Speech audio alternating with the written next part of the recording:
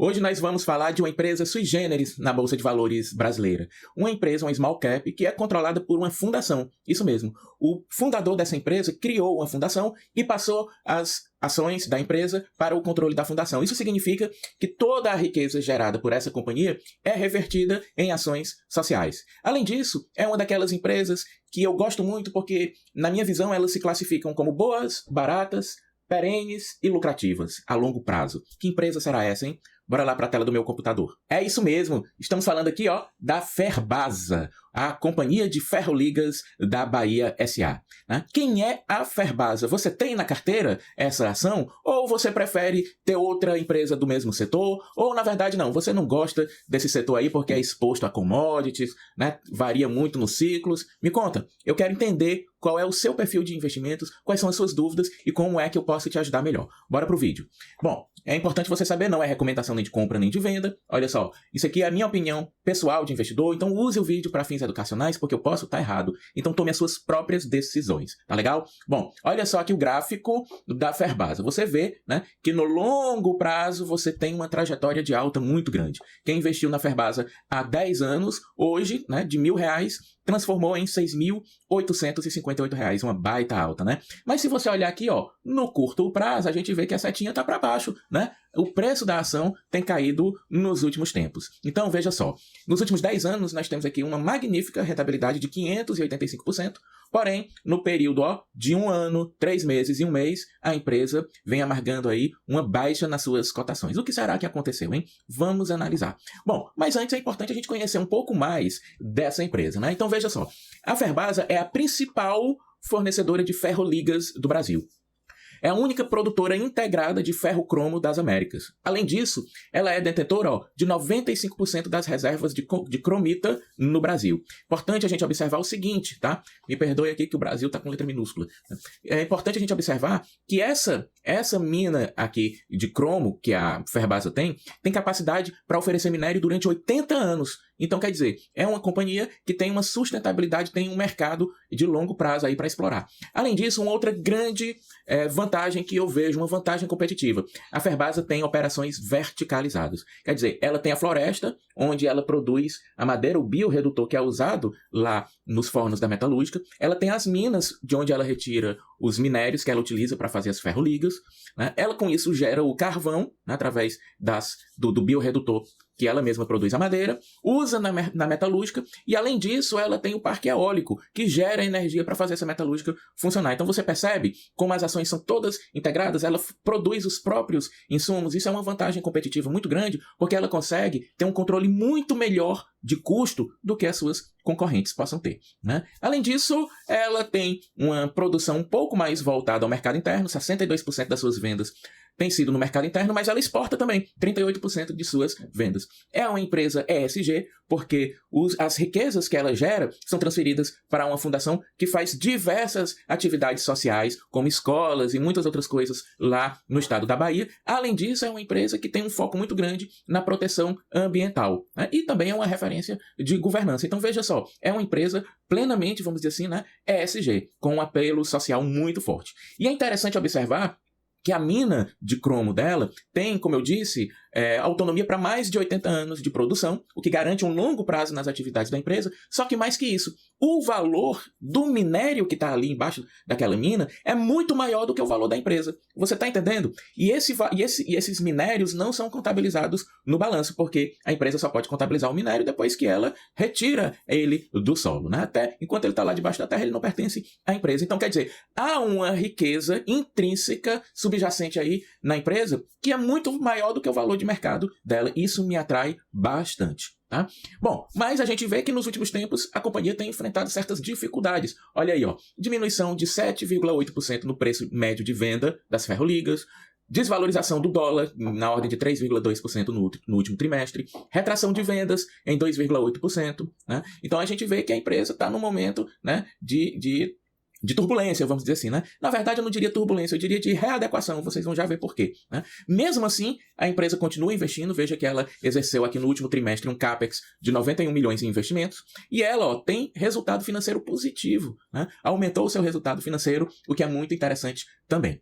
né? Veja que o gráfico que a empresa divulgou na produção de ferroligas, ali mais ou menos na estabilidade, né, 0,7%, mas as vendas diminuindo um pouquinho, né, 2,8%. Isso significa que a empresa deve ter gerado um certo estoque aqui no último trimestre. E aqui está a razão, né, das dificuldades que a companhia vem enfrentando. Eu não vou dizer dificuldades. Novamente, readequação. Por quê? Se você olhar bem aqui, você vê que ali nos idos de 2021, o mercado teve um pico de crescimento nas cotações das ferroligas, né? Na cotação de preço do produto que a companhia vende, né? E desde 2022 para cá, então, esse preço vem sendo estabilizado, né? Vem sendo estabilizado. Então, perceba que o mercado de commodities é assim, né? A gente tem ciclos de alta, quando a demanda fica muito grande e a oferta não, aí a oferta vai aumentando até reequilibrar os preços. E pode acontecer da oferta ser maior do que a demanda, aí o preço cai. Mas isso acontece, em ciclos, né? O importante, quando a gente analisa uma empresa de commodities, é ver se ela tem vantagens competitivas, a Ferbasa tem, se o custo dela é competitivo, de preferência o menor custo possível, a Ferbasa é competitiva nesse ponto, e na minha opinião, o que é mais importante, observar se nos momentos de baixa do ciclo de preços da commodity, a companhia continua forte, se ela continua lucrativa, se ela continua com um bom caixa, se ela não se endivida demais, e aí nós vamos ver como é que está a situação da Ferbasa em relação a isso. Então veja que não é porque o preço das ferroligas despencou. Na verdade, houve um pico, a companhia se aproveitou desse pico e agora o mercado está se estabilizando. Aí a gente tem que observar o seguinte: quando teve o pico de preço, ela aproveitou, ela se fortaleceu, ela está mais preparada agora para enfrentar um momento de mais estabilidade, continuando lucrativa? Vamos observar. Bom, no quesito renda passiva, a Ferbasa é uma opção muito boa, porque como a controladora é uma fundação e a fundação precisa desenvolver as suas atividades sociais, o que acontece? A Ferbasa tem o compromisso histórico de pagar bons dividendos. Sacou? Porque ela precisa fazer a fundação funcionar. Então, no quesito dividendos, a gente observa que tem um payout aqui, né, de 60%, considerado o preço de hoje e os últimos dividendos pagos nos últimos 12 meses. Né? O dividendo yield da companhia está em 7%, que não é absurdo, mas também não é baixo, é bem razoável. Tá?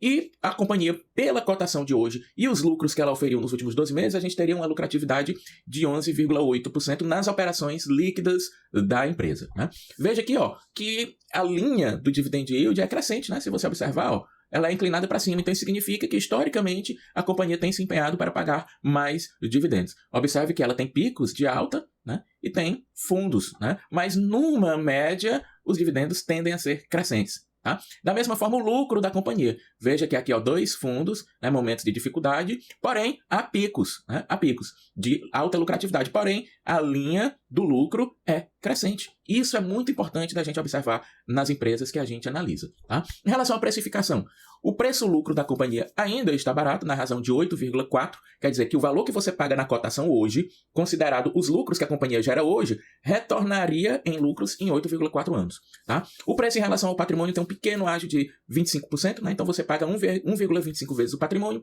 O preço que você paga hoje é equivalente a 9 anos de caixa gerado pelas atividades da companhia e a receita que a companhia gera em 1 ano e meio equivaleria ao preço da sua cotação. Então, na minha visão, pelo quesito precificação, a companhia ainda está razoavelmente barata. Veja que o índice PL aqui, ainda está abaixo da sua média, tá? A média, veja só, é 9,45 e a companhia aqui, está com um índice de 8,44. Então, por esse prisma, ela estaria um pouquinho abaixo da sua média. Por outro lado, veja que a geração de caixa da companhia ao longo dos anos segue uma linha crescente. Teve um pico, né, em 2021 e um pico maior em 2022, mas veja que mesmo considerando os dados de 2023, ela continua na linha crescente. Do mesmo modo, um gráfico aqui bem interessante da receita líquida da companhia. Então veja como a companhia ela vai expandindo as suas receitas ao longo dos anos. Né? Veja que independente do preço da commodity subir ou baixar, a companhia ela pode se tornar mais eficiente, aumentar a sua produtividade e isso se reflete na receita. É um indicador muito interessante que eu gosto de olhar também. Tá? Bom, em relação à rentabilidade, nós vemos aqui números respeitáveis. A margem bruta da companhia, o lucro bruto, na ordem de 28%, isso significa que para cada R$100 de produtos vendidos pela companhia, ela tira livre para ela, né, considerando o valor do produto, o custo do produto, R$ 28,80. Né? Uma lucratividade bem razoável. O lucro operacional, o caixa que ela gera é de 16%. O lucro líquido, aquilo que sobra depois de pagar tudo, impostos, despesas administrativas, amortização, depreciação e tudo mais, 18%, bem interessante. Um lucro sobre patrimônio de 14% e um lucro sobre o capital investido de 10%.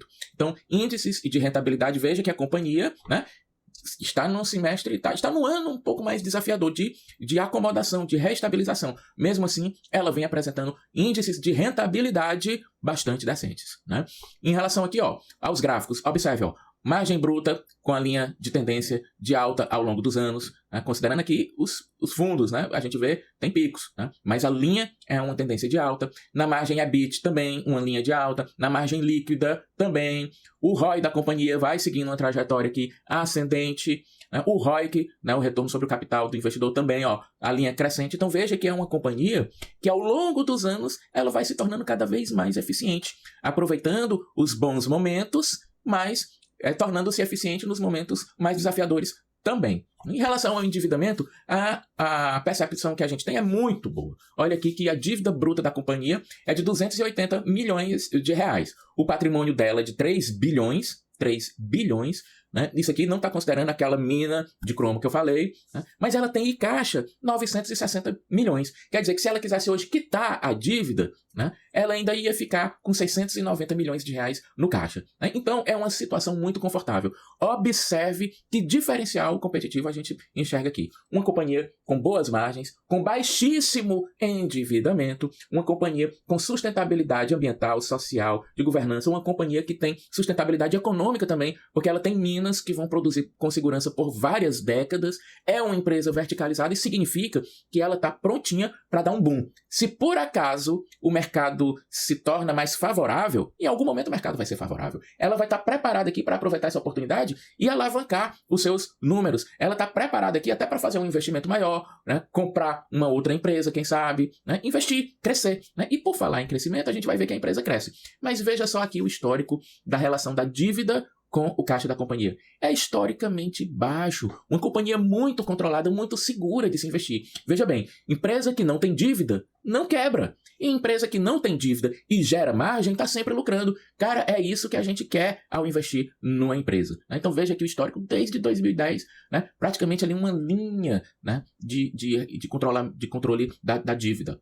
Tá? E não é por acaso que a companhia hoje, ó, veja aqui em cima, ela tem receitas financeiras, ou seja, ela recebe de aplicações financeiras 45 milhões de reais aqui no terceiro trimestre de 2023 e ela paga 11,8 milhões de reais em juros. Quer dizer, ela não tem despesas com juros, ela tem receitas com juros. Então tá muito segura, tá muito tranquila a companhia. Olha aqui a queda abrupta da relação entre a dívida e o patrimônio líquido da companhia. Então, veja que ela aproveitou aqui um momento de alta da commodity, se capitalizou, reduziu a sua dívida e hoje está praticamente sem dívidas, né?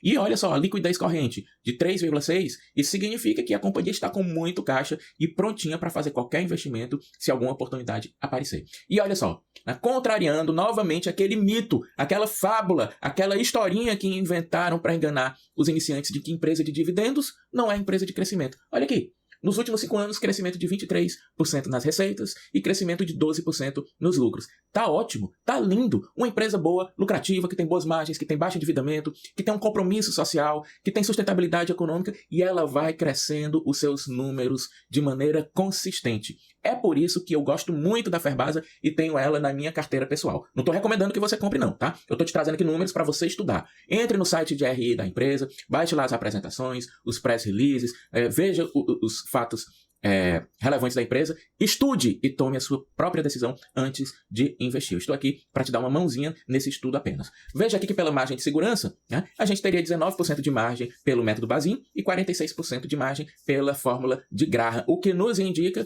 que sim, a companhia tem margem de preços, quer dizer, está aqui um pouco abaixo do que seria, entre aspas, o seu valor justo por esses dois critérios. Ou seja, está barata, né? Ainda está um pouquinho barata. Então, antes da gente partir para as nossas conclusões finais, eu te faço um convite. Indique uma ação para a gente analisar aqui no canal, né? E se inscreva no canal para você receber os próximos vídeos. E se você não concorda com algum ponto que eu falei, digita aqui nos comentários, que aí a gente pode trocar uma ideia. Tá? Vamos lá para as conclusões. A empresa vem de bons anos, 21 e 22, mas ela enfrenta um cenário adverso em 2023, porque os preços da ferroligas que ela produz vêm se estabilizando na tendência histórica. Né? Não é que ela está tendo prejuízo, apenas que aquele grande lucro agora virou um lucro mais razoável. Tá? Mesmo assim, a empresa consegue ter boas margens bem decentes, como a gente viu aqui no vídeo.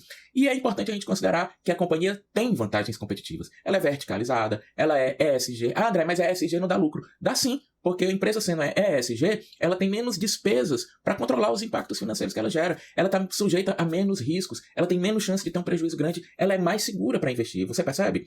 Além disso, ela tem a maior reserva do minério que ela produz, né? Ela é a maior produtora das Américas, e o valor do minério que ela tem lá acumulado, estocado nas minas dela, é muito maior do que o valor da própria empresa, né? Além disso, cereja do bolo, né? Ela tem uma grande posição de caixa, né? Tem muito mais caixa do que dívida, e o endividamento é baixíssimo. Quando eu digo baixíssimo, é baixíssimo mesmo. A companhia poderia quitar todas as suas dívidas hoje e aí não teria praticamente nenhum grande impacto no seu caixa, tá? Os preços de venda do produto dela estão próximos dos fundos, quer dizer que nesse momento tem mais chance de subir do que de cair, né? E aparentemente a empresa está barata, apresentando margem de segurança tanto pelo método Bazin quanto pelo método de Graham, né? Então, uma empresa bastante interessante para você estudar e avaliar se ela caberia ou não na sua carteira. Como eu disse, eu particularmente gosto muito, estou sempre aportando em Ferbasa. Mas é importante você saber também que é uma empresa relacionada a uma commodity. Então, ela pode ter momentos de grande alta dos preços e aí ela vai se beneficiar muito, e pode ter momentos de queda nos preços das ferroligas e aí ela vai ter que se segurar, como ela está fazendo muito bem. Ok? Um grande abraço e até o próximo vídeo.